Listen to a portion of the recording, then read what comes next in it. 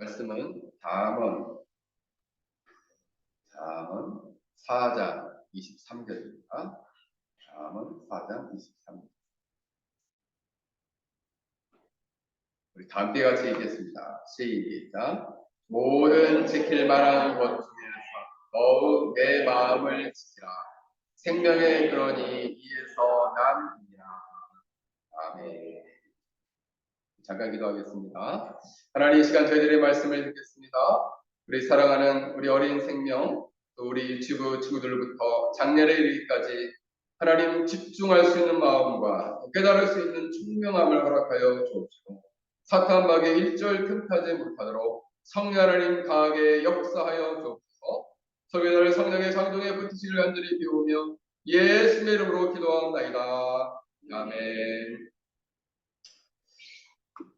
오늘 말씀은 영적 시리즈 8번째입니다. 마귀의 마음 빼앗기. 왜 마귀는 신자의 마음을 빼앗는가라는 주제 가지고 말씀을 전하도록 하겠습니다. 우리가 지난주에는 마귀의 사랑 빼앗기, 또 그 전주에는 마귀의 말씀 빼앗기에 대해서 말씀을 전했습니다. 오늘은 마음을 빼앗기. 구약에도 보면은 이 마음을 잘 도둑질하는 마음 도둑꾼이 한 사람 나옵니다. 구약에 이 마음 도둑꾼이 있어요. 그 사람의 이름은 압살롬입니다. 사무엘하 15장에 보면 이 압살롬은 자기 형제를 죽이죠. 그래서 다윗이 매우 화가 나가지고 멀리 다윗의 얼굴을 피해서 도망가가지고 살았습니다. 그래서 일명 이제 그 어머니의 그 왕궁에 가서 산 거예요. 그러다가 또 이 압살롬을 다윗이 그리워하니까 신하들이 그 압살롬을 다시 데려옵니다. 근데 이 압살롬은 회개하지 않고 그 아버지로부터 이 나라를 빼앗기 위해서 백성들의 마음을 빼앗기 시작했어요. 그래서 왕궁 앞에 서가지고 우리들 중에 왕께 재판하러 오는 사람들이 있으면 그 사람들을 찾아가서, 오늘 본문에 보면 이 사무엘하 15장 6절에 보면 이스라엘 사람의 마음을 압살롬이 훔치니라 이렇게 나옵니다. 개역 한글 성경에는 이스라엘 사람 마음을 도적질하느니라, 이렇게 나옵니다. 그 마음을 훔쳤어요. 많은 사람들이 나오면 왕이 당신들을 정의롭게 판결하겠습니까? 그러나 나는 여러분들을 정의롭고 공의롭게 할 것입니다. 라고 얘기했습니다. 그리고 자기만이 유일하게 이 백성들의 마음을 잘 알아주는 사람으로 선하게 포장해서 말하기 시작했습니다. 그리고 심지어는 사람들이 오면 그 사람들을 만나주고 겸손한 모습으로 그들에게 입맞추고 절하였습니다. 그랬더니 마음들이 점점 빼앗기기 시작했어요. 누구에게? 압살롬에게. 근데 이것을 장장 몇 년 동안 했냐? 4년 동안 했습니다. 4년. 그래서 나중에 헤브론에 가서 반란을 일으킬 때에 그 다윗의 신하 200명, 고위 관리 200명이 쫓아갑니다. 뭘 빼앗겨서? 마음을 빼앗겨서. 여러분, 오늘날에도 이처럼 압살롬보다 훨씬 더 사람들의 마음을 잘 뺏는 존재가 있어요. 그 마음을 잘 뺏는 마음 도둑꾼이 있는데 그 존재의 이름은 무엇일까요? 우리 현진이. 누굴까? 누구? 이단이 뺏는다. 지원이. 이단이 뺏는다.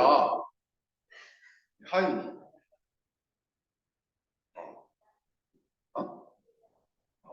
이단으로 계속 가는 거야? 그래서 하윤이. 아니야. 하얀이. 마귀와 사탄이. 물론 이단도 빼앗죠. 마귀가 이단을 통해서 속여서 뺀 거예요. 궁극적으로 누가 뺏는 거예요? 마귀가 뺏는 거예요. 마귀가. 마귀라고 얘기하려고 그랬어? 마귀라고 얘기하려고 그랬어. 마귀가 빼앗습니다. 마귀는 마음 도둑꾼이에요. 여러분, 훔치는 것이 사실 다 나빠요. 돈을 훔쳐도 나쁘고, 명예를 훔쳐도 나쁘고, 지식을 훔쳐도 나쁘고, 가정을 훔쳐도 나쁘고, 다 나쁘지만 마음을 빼앗는 것이 더 나빠요. 왜요? 그 사람 전체를 빼앗아 버리는 것이죠. 사랑하는 여러분, 오늘날에도 마귀는 호시탐탐 사람들의 마음을 노리고 있다는 사실을 여러분 명심해야 합니다. 그래서 오늘날에도 마음을 훔치려고 하고 있다는 거예요. 이 시간에도 예배에 집중하지 못하도록 우리 친구들의 마음을 빼앗을 수 있습니다. 이 마음을 잘 집중해야 되겠죠? 오늘 성경에 보면은 신자가 왜 마음을 지켜야 되는지에 대해서 말씀하고 있습니다. 모든 지킬 만한 것 중에 더욱 내 마음을 지키라. 생명의 근원이 이에서 남이니라. 생명의 근원이 이에서 남이니라. 성현아, 잘 집중하자. 여러분, 교회 생활을 하다가 어떤 분들은 참 뜨겁게 신앙생활을 하고 열심히 새벽 기도도 하고 교회 봉사도 하고 또 열심히 교회를 섬깁니다. 뜨거운 감격으로 섬겨요. 근데 이게 시간이 지나면은 차츰 어느 날은 이제 기도도 안 하고 말씀도 안 읽고 그리고 심지어는 이제 주일 예배도 속닥 빼먹기 시작해요. 언제부턴가 점점 하나님으로부터 멀어지는 일들이 시작된다. 처음에 죄를 회개하고 예수를 믿을 때는 정말 마치 첫사랑에 빠진, 그죠? 첫사랑에 빠진 그 연인들과 같이 그 설레는 마음을 가지고 함께, 그죠? 이 일을 준비하고 만남에 대한 예배에 대한 사모함이 있었는데 이것이 점차적으로 사라지더라고요. 그 왜 그럴까요? 무엇을 지키지 못했기 때문에 이런 일들이 일어날까요? 바로 마음을 지키지 못하기 때문에 이렇게 신앙의 열정으로 주님을 향한 사랑으로부터 점점 멀어진다라는 거예요. 마음을 지키지 못하면 이처럼 신자들이 언제 내가 주님을 사랑했느냐, 내가 언제 주님을 의지하고 살았느냐, 언제 주님을 만나는 기쁨과 감격이 있었느냐라고 금방 잃어버린다는 거예요. 그러므로 마음을 지키지 못하면 신자는 생명과 풍성한 삶을 살 수가 없습니다. 그 풍성한 삶 안에 있는 풍성한 은혜도 풍성한 진리도 지키지 못합니다. 무엇을 지키지 못하면 마음을 지키지 못합니다. 여러분, 마음은 무엇일까요? 마음은 우리의 영혼이 있는 영혼의 좌소, 영혼이 있는 곳이라는 영혼이 있는 곳이고 또 하나는 뭐냐 하면 영혼의 기능이라고 할 수 있는 우리의 지성과 이성을 다스리고 관장하고 심지어 그의 의지, 감정에도 깊은 영향을 미치고 그리고 몸과 또 자신의 몸을 이렇게 움직이고 또 자신이 어떠한 삶의 행동을 하는 그 의지 자체에도 강력하게 영향을 미치는 것이 바로 무엇이냐? 마음이다. 그래서 영혼이 활동하는 것, 지성과 감정과 의지가 활동하는 곳, 그런 영혼의 기능을 우리가 마음이다라고 정의할 수 있습니다. 그러므로 이 마음을 오늘 성경을 보면 지킬 만한 모든 것보다 내 마음을 잘 지키라 하는 이유는 여기에 대해서는 해석이 세 가지가 있어요. 첫 번째는 뭐냐면 네 마음을 공격하는 것이 많으니까 마음을 잘 지키라 라는 것이고 또 하나는 마음을 지키기 위해서는 온갖 모든 수단을 다 써라 라는 의미가 있고 또 세 번째는 무엇보다도 많은 것들 중에서 최고로 중요하게 마음을 지키는 것이 우선적이다라고 이야기합니다. 세 가지 잘 기억할 수 있겠죠? 다시 한번 읽어볼게요. 마음을 공격하는 것이 많으니까 마음을 잘 지키라. 또 마음을 모든 수단을 동원해서 지켜라라는 의미이고, 마음을 지키는 것이 가장 우선적이다라는 측면에서 마음을 지키라. 그런데 왜 목사님이 이렇게 마음을 지키라고 합니까? 오늘 성경을 보니까 그 마음에 생명의 근원이 있기 때문이다라고 말씀하고 있습니다. 마음 안에 생명의 근원이 있다. 여러분 원문에 보면은 이 근원이라는 단어는 토체오트라는 단어가 쓰였는데, 이게 솟아서 뿜어져 나오는 출구라는 뜻입니다.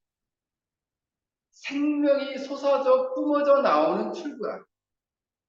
생명이라는 것은 본질적으로 활동하는 힘입니다. 그래서 그 영혼이 강력하게 활동하는 힘이 솟아져 뿜어져 나오는 출구가 어디냐? 마음이랍니다. 쉽게 말하면 영혼이 뿜어져 나오는 것이죠. 영혼에 생명이 담겨져 있다면 그 생명이 뿜어져 나오는 것, 그게 마음이다. 그 마음을 잘 지켜야지 그 영혼이 산다라는 것이죠. 요한복음 1장 12절에 보면 영접하는 자, 곧 그 이름을 믿는 자에게는 하나님의 자녀가 되는 권세를 주셨으니 라고 말씀하고 있는데, 사실 우리 신자들이 죄를 회개하고 예수님을 마음으로 영접하게 되면 바로 예수님을 주인으로 모신 자에게는 생명이 주어지게 됩니다. 영생이 주어지게 된다. 그러므로 생명의 근원이신 예수님을 영접한 사람은 그 마음 안에 생명이 있다는 거예요. 그 영혼 안에 그 생명이 있는 자는 마음을 통해서 그 영혼의 생명이 확 하고 품어져 나온다.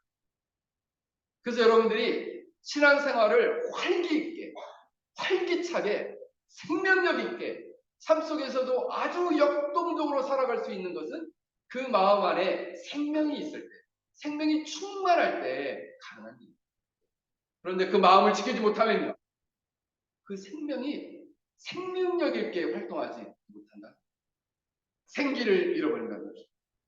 여러분, 생명이 생명력 있게 활동하게 되면 어떤 신앙생활을 할 수 있을까요? 하나님의 말씀을 잘 분별해서 순종해야 할 일, 그리고 하지 말아야 할 일들을 잘 분별하여 거기에 적극적으로 반응한다는 것입니다.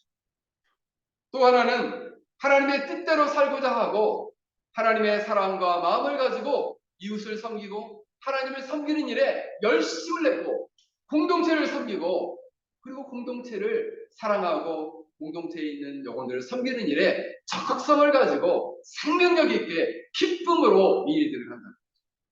그래서 저는 사실 교회에서 우리 성도들이 교회를 섬기고 또 맡은 바 일들을 할 때 참 기쁨으로 하기를 원해요. 기쁨. 여러분, 우리 교회 식사가 없는데 우리가 이제 교회 안에서 두 팀이 식사를 섬기는 팀이 두 팀이 있는데, 여러분들이 섬길 때 식사를 준비할 때마다 내가 왜 여기에서 우리 교인들을 위해서 내가 밥을 해야 되느냐, 이런 마음을 가지고 섬긴다고 생각합니다. 섬기면서도 맨날 짜증이 나요. 나는 왜 이렇게 자꾸 설거지만 해야 돼? 내가 교회에 설거지하러 왔냐? 그런 마음을 가지고 섬기면 섬길수록 주님부터 멀어져요. 그 사람은 섬김이 독이 되는 거죠. 근데 섬기면 섬길수록 주님께 가까워지는 사람들이 있어요. 그리고 섬기면 섬길수록 마음 안에 기쁨이 충만한 사람들이 있어요. 그게 어떻게 그럴까요? 그 영혼 안에서 생명이 뿜어져 나오기 때문에.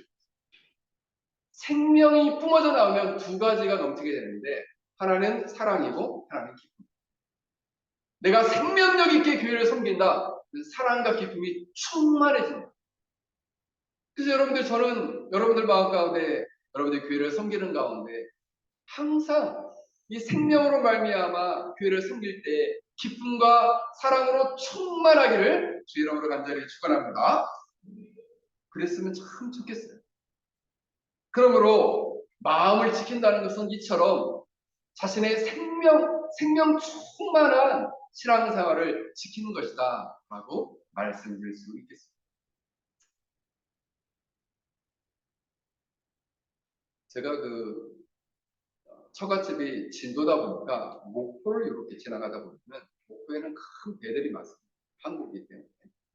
근데 그 한국 근처를 이렇게 지나가다 보면 배들이 있는데 배를 보면 참 놀라운 것은 배가 가까이서 가보면 배가 무척 크다는 거예요.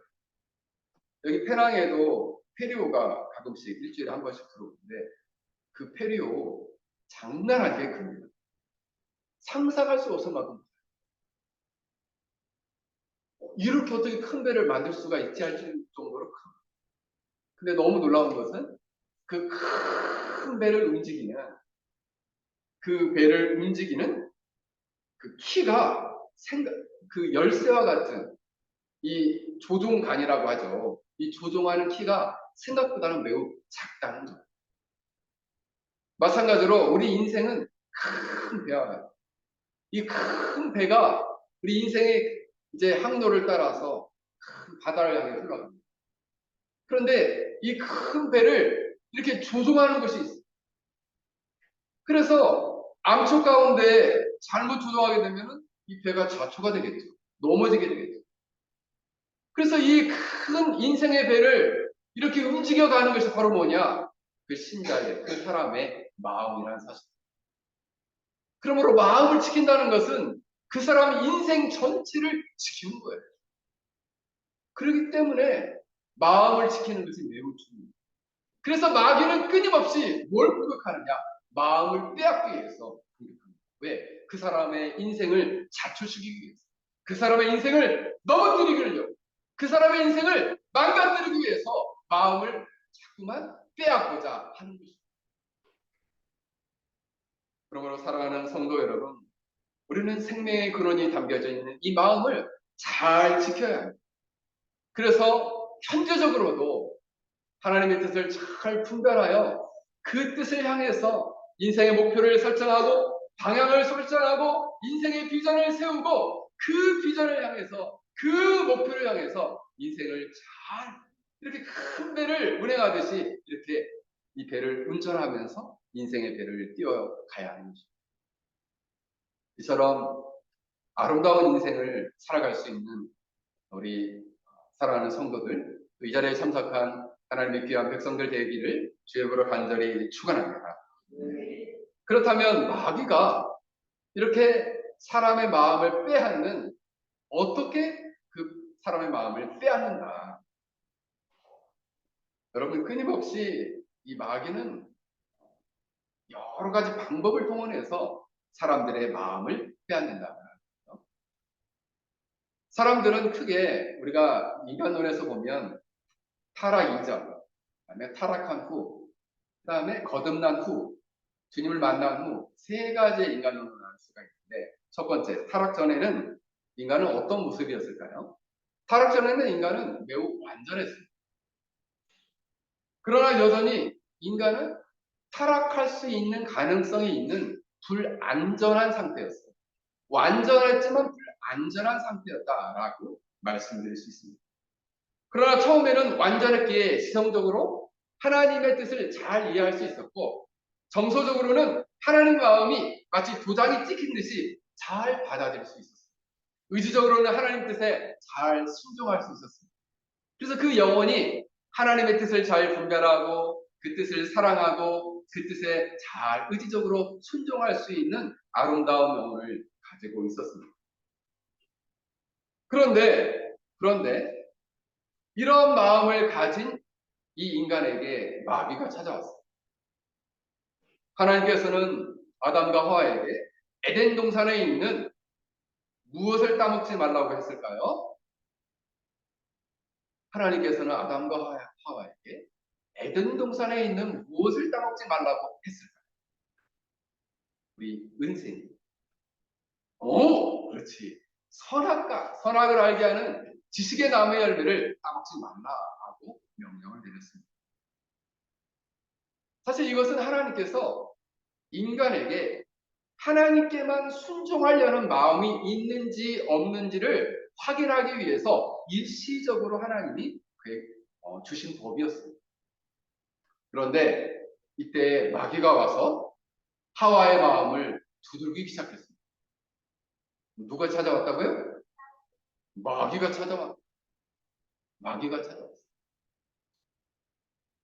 창세기 3장 16절에 보니까 여자가 그 나무를 본즉 먹음직하고 보암직하고 지혜롭게 할 만큼 탐스럽기도 한 나무인지라.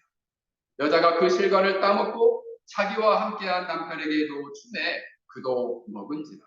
여러분, 아담과 하와는 뱀의 유혹이 왔을 때 마음이 흔들리고 그 유혹 앞에 마음이 굴복하고 말았습니다.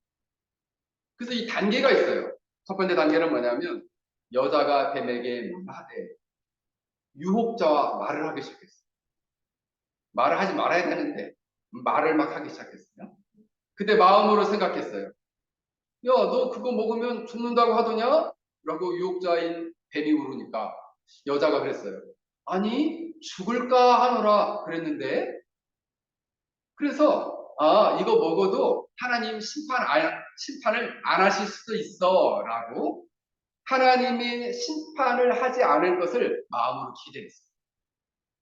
세 번째는 여자가 그 나무를 본즉 유혹에 대해서 마음을 열었습니다. 자, 이 말을 듣고 나무를 봤어요. 그랬더니 그 유혹에 대해서 마음을 확 연 거예요.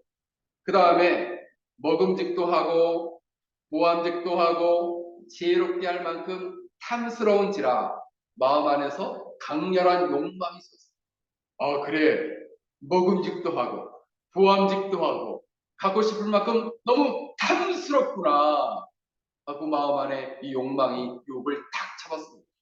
마음 안에 일어나는 강렬한 욕망이 이 유혹을 딱 하고 잡았어요. 그리고 그 마음이 욕망에 굴복하여 여자가 그 열매를 따먹었다. 여러분, 마귀의 도구인 뱀은 아담과 하와를 유혹해서 죄를 짓도록 하였고, 그가 이 나무의 실과를 따먹자 죄가 마치 큰 저수지에 댐이 무너지듯이 죄가 확 하고 온 세상에 온 땅을 덮게 되었습니다. 그 온 땅 안에 있는 사람들조차도 그 죄 가운데 풍덩하고 빠지게 되었다. 마치 노아의 홍수 아래 죽어갔던 수많은 사람들과 같이 그 죄 속에 담겨져서 죽게 되었다. 죄에 익사하게 된 거예요. 사랑하는 성도 여러분, 오늘날도 마귀는 많은 사람들의 마음을 빼앗기 위해서 이처럼 유혹하고 있어요. 그래, 저거 먹음직도 해. 저거 너무 보암직도 해. 네가 가지면 정말 좋을 거야. 한번 먹어봐. 한번 가져봐. 한번 네 손으로 따봐. 라고 유혹하고 있다는 거예요. 그래서 이것을 학자들은 이렇게 말을 했습니다. 보암직도 하고 안목의 정욕이다. 먹음직도 하고 육신의 정욕이다. 갖고 싶을 만큼 너무 탐스럽고 이생의 자랑이다. 이 모든 것이 바로 이 마귀가 인간으로 하여금 세상을 사랑하도록 끊임없이 유혹하는 것이다 라고 봤습니다. 사랑하는 성도 여러분, 그러므로 우리는 마음을 잘 지켜야 합니다.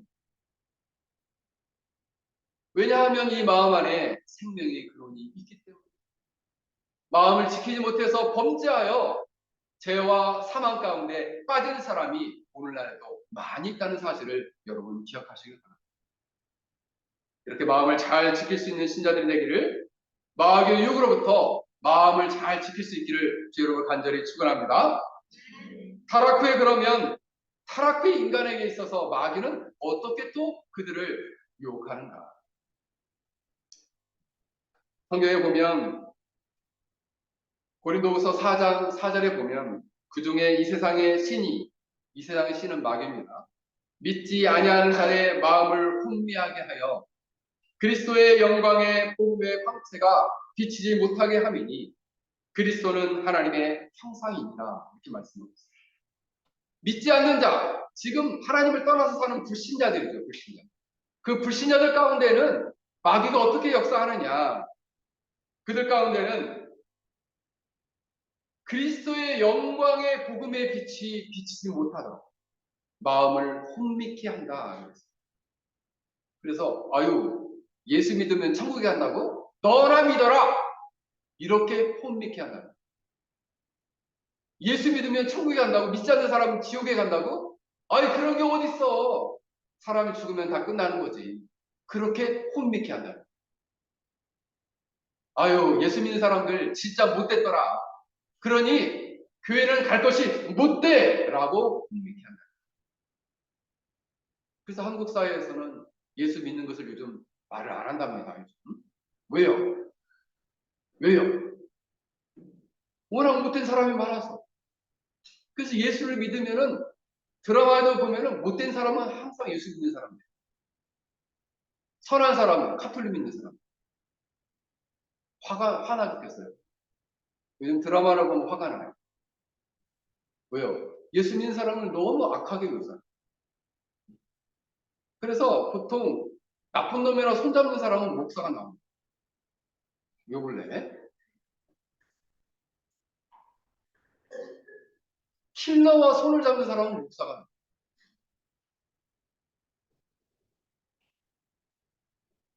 그 왜 그럴까요? 마귀가 그리스도의 영광의 복음의 광채를 비추지 못하도록 끊임없이 그대로 혼미케. 예수 믿지 말아라. 예수 믿는다고 네가 천국 갈 줄 아냐? 절대 천국 못 가. 저 예수 믿는 사람 봐. 다 못됐잖아. 응? 너 예수 믿는다고 천국 갈 것 같아? 아니, 절대 못 가. 그렇게 혼미케 만든다는 사실. 그래서 지성적으로는 그래서 이제 두 가지가 망가졌는데 내면의 영혼의 질서가 망가져요. 그리고 자연의 아름다운 질서, 도덕 질서가 망가지게 됩니다. 내면의 질서는 어떻게 망가지게 될까요? 지성으로서는 하나님의 뜻을 잘 분별하지 못하고 들어도 깨닫지 못해요. 아무리 들어도 들었다가 휙 나가요. 왜요? 아무리 들어도 깨닫지 못해요. 스스로 교만해져서 지성을 잘못 사용해서 뭐라고 말하냐면 모든 사상에 하나님은 없다! 천국과 지옥은 없다! 예수 믿어도 절대 천국 못 간다! 라고 그들로 하여금 지성을 혼란케. 감정은요, 그들은 창조하신 하나님을 바르게 느끼지 못하는 정서를 가지게 됩니다. 그러면서 하나님이 사랑하셔도 그걸 느끼지 못하고 하나님이 분노하셔도 하나님의 그 분노 앞에 두려움조차도 없다는 거예요. 왜요? 그 마음이, 그 정서가 망가졌기 때문에. 그 의지조차도 철저하게 하나님의 영광을 위해 살았던 의지가 자기의 영광, 자기의 이기적인 영광을 위해서 그 마음이 끊임없이 하윤아 거기 들어라. 그 의지가 끊임없이 자기의 만족만을 위해서 자기의 이기적인 삶만을 위해서 의지가 발동한다는 얘기죠. 왜요? 그 영혼이 망가졌어요. 그래서 거듭나지 못한 사람, 타락 가운데 있는 사람은 이렇게 영혼이 망가진 사람. 그런 목사님, 이 사람들이 다 이상하게 마귀에 의해서 미친 건가요? 여러분, 그들의 마음은 에레미서 17장 9절에 이렇게 말씀합니다. 만물보다 거짓되고 심히 부패한 것이 마음이다. 여러분, 하나님을 떠나 있는 모든 불신자들은 마음이 심히 부패했어요. 썩었습니다. 그래서 매우 절망적인 상태에 놓여 있음을 말합니다. 그러므로 이 부패한 마음, 타락한 마음을 가지고 있는 사람에게 있어서 마귀는 매우 쉽게, 매우 너무너무 쉽게 역사한다는 이 사실을 여러분 잘 기억하시기를 바랍니다. 그래서 여러분, 마귀는 손쉽게 예수 믿지 않는 사람, 그리고 하나님을 떠나 있는 사람, 그 사람의 마음을 쥐고 흔들 수 있음을 알아야 합니다.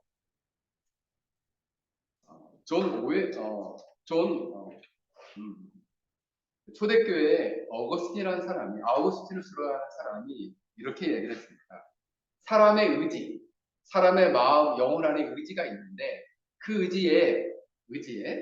의지를 뭐라고 표현했냐면 마치 말을 타는 사람을 기수라고 해요. 한국말로 기수.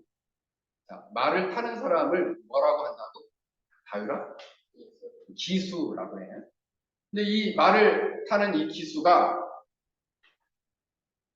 그 기수의 명령을 따라서 말이 이렇게 따가닥따가닥 가기도 하고 그 제자리에 쓰기도 하고 하는데 놀랍게도 인간 안에 마음 안에는 기수가 있다는 거예요. 만약 인간의 의지 안에 하나님이 타시는 온건하고 숙련한 기수가 되어서 올바르게 인도한다는 것이죠. 느리게 갈 때는 빠르게 달리도록 채찍질하고 빠르게 달리면 고삐를 당기고 말이 너무 거칠거나 광기 어린 행동을 하면 억제시키고 억눌러서 올바른 길을 가도록 한다. 근데 여러분 잘 들어보세요. 믿지 않는 자, 거듭나지 않는 자, 불신자에게는 마귀가 그 사람의 의지에 말을 탑니다.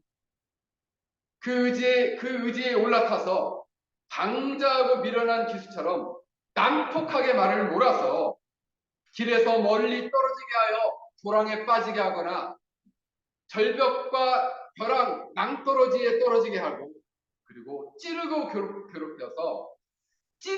괴롭혀서 고집대로 난폭하게 행동하게 만든다라는 거죠.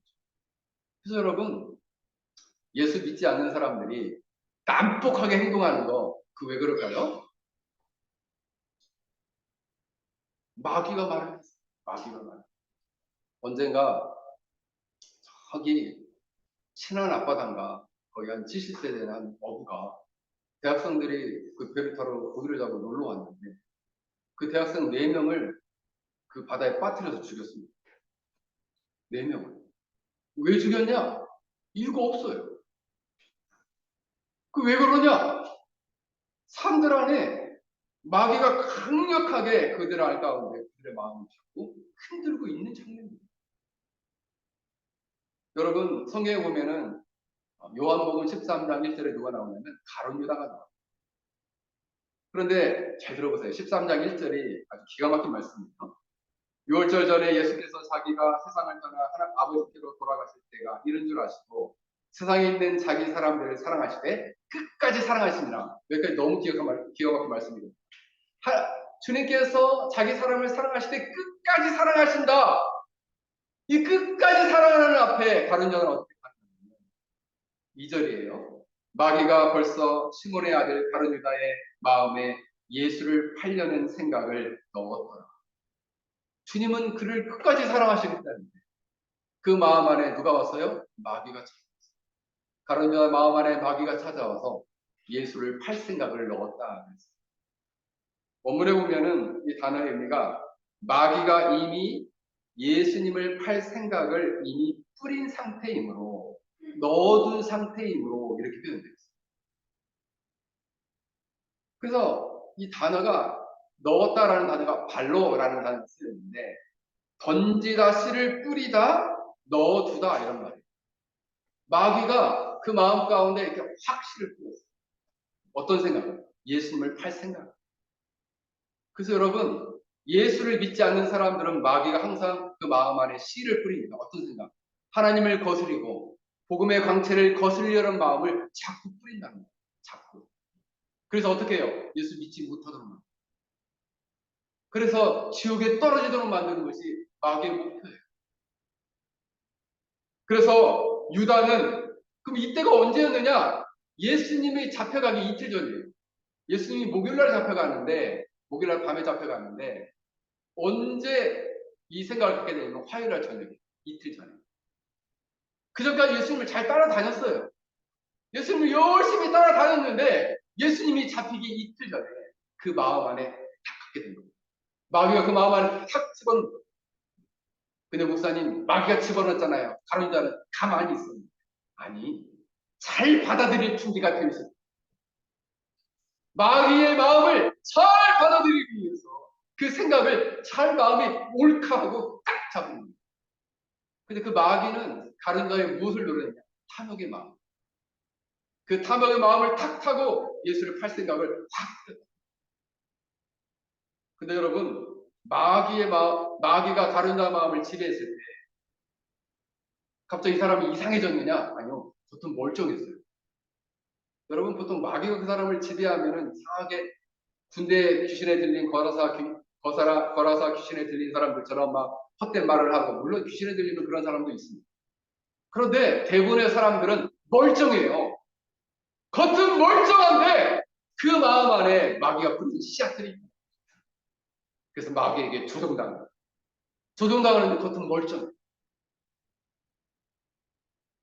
그 간교한 마귀는 예수님의 가장 가까운 데 있었던 가룟 유다의 마음을 빼앗았다는 거예요.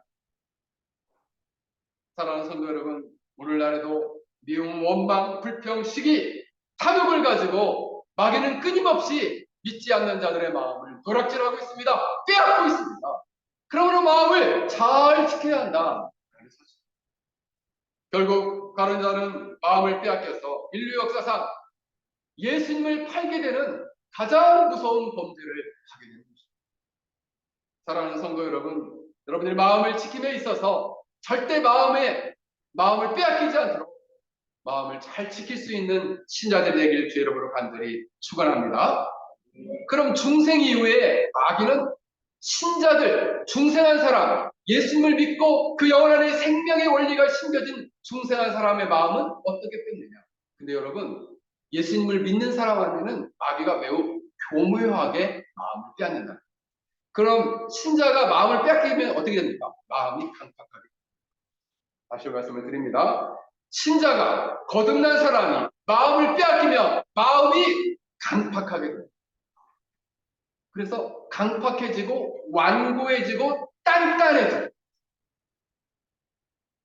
무엇이, 성현아, 무엇이 강팍해지고 단단해지고 완고해질까? 서유. 생각 없이 앉아 있었어? 다율이. 그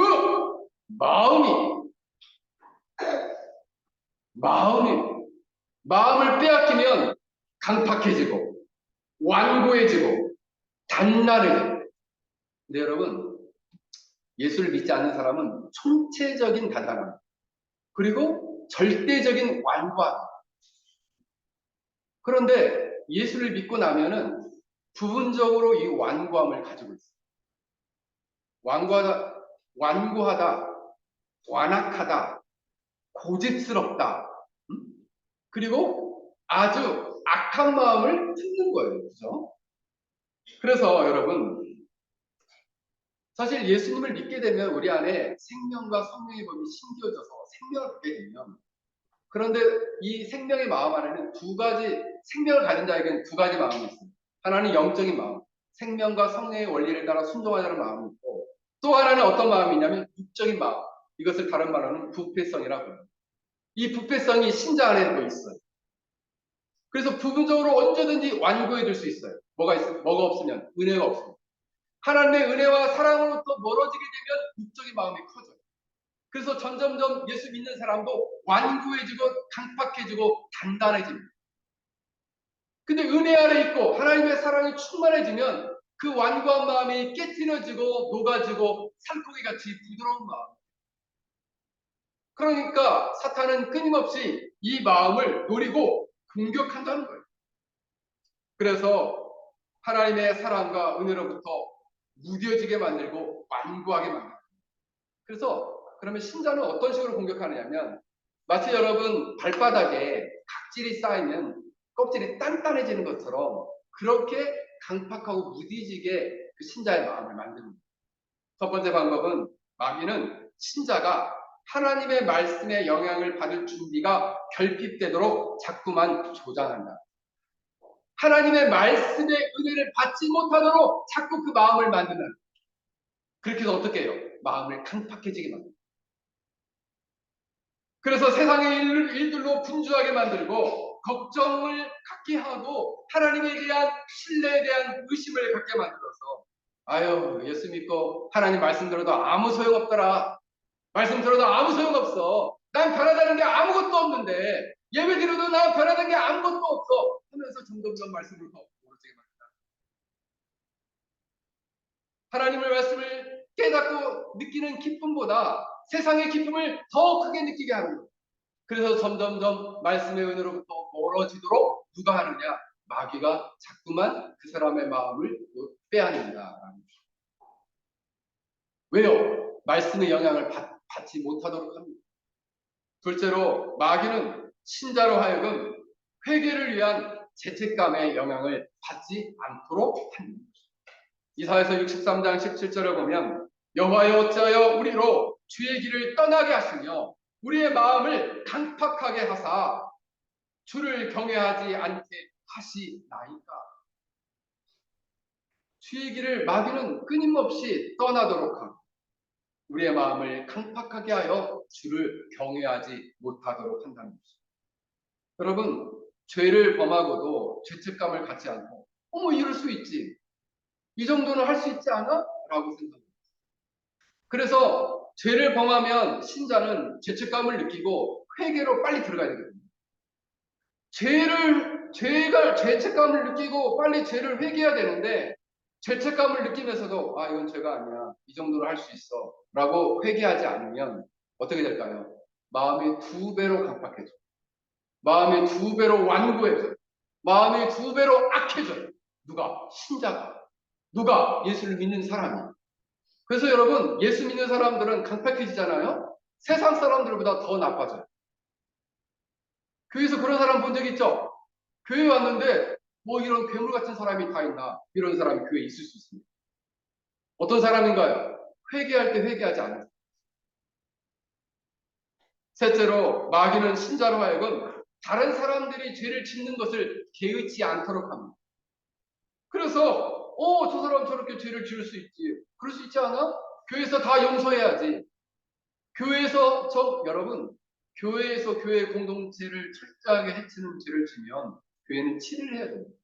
그래서 그 죄를 방관하기 시작하면 교회가 어떻게 되느냐? 강팍한 사람들로 가득 차게 됩니다. 근데 이것을 개의치 않도록 만드는 거예요. 그래서 여러분, 신자가 주의 가운데 여러분 우리 공동체 안에서 누군가 하나님께 범죄한 일이 보고 여러분들이 그것을 보고 성격하게 그러면 안 된다는 생각이 들었어요. 그러면 간곡히 그를 가서 범죄해요. 그렇게 하는 거예요. 여러분 말 안 들으면 저한테 얘기를 해요. 그래서 그 사람의 영혼을 그것이 그 사람의 영혼을 위하는 물론 막 보자마자 막 대짜 들어 너 그따위로 살지 마 이렇게 싸우면 안 되겠죠. 네 번째로는 마귀는 신자로 하여금 하나님의 아픔과 불쾌함을 깨닫지 못하도록 한다는 거죠.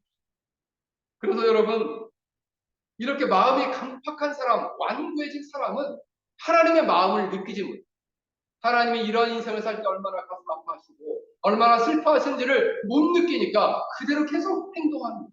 완고하게 강팍하게 마음을 빼앗긴 채 하나님께 기뻐하지 않는 길을 그렇게 걸어가게 된다는 것입니다. 그래서 칼빈은 인간의 마음이 굳어지는 2가지 방법에 대해서 얘기했습니다. 2가지를 통해 인간의 마음이 이루어집니다. 첫 번째는 하나님의 영광의 광채가 비춰지는 것을 제거함으로써 인간의 마음이 굳어지고 강팍해진다라고 보았습니다. 결국 뭐냐 하면 하나님의 영광을 아는 지식의 광채가 비춰지지 않을 때, 결국 은혜가 비춰지지 않을 때 그 마음이 강팍해진다는 겁니다. 둘째로는 하나님께서는 하나님의 진노의 실시자인 마귀를 통하여 그들의 굳어진 마음을 제재하던 억제력을 제거합니다. 쉽게 말하면 그가 범죄하지 않도록 마음을 이렇게 억제해놨던 것을 마귀를 통해서 그 억제를 빼버리는 거예요. 그 마음이 난폭하게 행동하도록 그 방치해버리는 거예요. 그렇게 함으로써 하나님의 심판을 집행하십니다. 그 마음을 억제하지 못하도록 그 억제력을 빼앗는 거예요. 그럼으로써 그 마음이 강팍하게 된다는 거예요. 그래서 잘못된 목적을 스스로 정하고 그 잘못된 목적을 향하여 그 의지가 발동하도록 놔두신다. 그게 바로 하나님의 심판이라는 거예요. 이걸 통해서 그의 마음을 강팍하게 하고 그의 마음을 굳어지게 만듭니다. 사랑하는 성도 여러분, 여러분의 마음이 현재적으로 강팍해 있습니까? 완고해 있습니까? 단단해 있습니까? 그렇다면 여러분들은 이미 마음을 빼앗긴 것입니다. 어린 시절에 저희 어머님이 이제 주인 품에 가신 지가 벌써 13년이 되었는데 어릴 적엔 저희 어머니도 수제비를 참 잘해 주셨습니다. 수제비.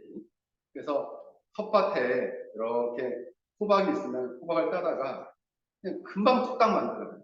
그래서 우리 어머니는 수제비를 참 잘 드셨어요. 손으로 이렇게 떠가지고. 이렇게 사서 가는 수제비 말고 손으로 이렇게 직접 이렇게 얇게, 수제비는 또 얇게 떠야 맛있잖아요. 그죠? 근데 이 수제비를 바로 또 반죽을 하는 게 힘드니까 반죽을 해놓고 보통은 찬장 가운데 이렇게 젖은 수건으로 덮어놓죠. 그러면 이게 부들부들하게 이 밀가루가 항상 남아요. 근데 깜빡 잊고 젖은 수건을 갖다가 헝겊을 덮어놓지 않으면 어떻게 됩니까? 딱딱하니 손으로 들어가잖아요. 물론 우리가 강팍해진 마음은 항상 이렇게 수분을 잃어버린 밀가루와 같다 생각하십니다. 그렇게 되면 강팍해질 뿐만 아니라 완고해질 뿐만 아니라 그 완고한 마음을 궁극적으로 하나님을 대적하는데 발동하게 됩니다. 그리고 신자 안에 주어진 참된 행복과 기쁨을 누리지 못하게 된다는 것입니다. 말씀을 맺겠습니다. 그러므로 바로 신자는 믿음을 가진 신자라 할지라도 바로 마음을 지켜야 합니다. 왜냐하면 마음에서부터 죄가 시작되기 때문입니다. 만약 신자는, 마귀는 지금도 신자들의 마음을 빼앗기에 혈안이 되어 있어요. 만약 신자가 마음을 빼앗겨 음욕을 품으면 간음이 되는 것이고, 그 마음을 빼앗겨 형제를 미워하면 살인하는 것입니다. 그러면 이 모든 것이 마음으로부터 결정이 된다는 사실입니다. 그러므로 신자는 마귀로부터 이 부드러운 마음, 살코기 같은 마음, 그리고 하나님의 생각에 예민하고 하나님의 사랑과 그 마음에 쉽게 영향을 받고 그 하나님의 선한 의지에 그 쉽게 굴복하는 그러한 부드러운 마음을 항상 유지해야 합니다. 이러한 마음을 지킬 수 있기를 주의 이름으로 간절히 축원합니다. 오늘 말씀을 생각하면서 우리 함께 같이 기도하겠습니다. 이러한 부드러운 마음, 착한 마음을 우리에게 주시고, 강팍한 마음, 악한 마음을 버리고, 그리고 완고한 마음, 단단한 마음을 버리고, 사단은 끊임없이 우리 마음을 누락질하려고 하고 있습니다. 이런 마음을 버리고 승리할 수 있는 그런 참된 신자들이 될 수 있도록 우리 말씀을 생각하며 함께 같이 기도하겠습니다. 돌아가신 하나님 아버지, 우리가 마음을 잘 지키고 있습니다. 강팍한 마음, 완고한 마음, 단단한 마음을 가지고 있지는 않습니까? 마귀는 교묘하게 끊임없이 우리의 마음을 빼앗고자 합니다. 우리의 마음을 단단하게 하고자 합니다. 완고하게 하고자 합니다. 강팍하게 하고자 합니다. 그래야 하나님의 뜻을 거스리고 하나님의 마음을 하나님 느끼지 못한 채 하나님의 뜻을, 그 의지를 거스려 행동하게 만듭니다. 하나님 아버지, 우리가 스스로 우리의 마음을 잘 지키게 하여 주옵소서. 하나님의 사랑을 느끼고 하나님의 뜻을 잘 이해하고 그 뜻에 굴복하며 살아가는 참된 신자를 될 수 있도록 저희들을 붙들어 주시고 동전을 주시기를 간절히 빌원합니다. 우리 사랑하는 신자들을 축복하여 주시고 역사하여 주옵시고 말도 불과 자비하여 주시옵소서. 주여 불과 자비하여 주시옵소서. 돌아가신 하나님 아버지, 은혜를 감사합니다. 우리를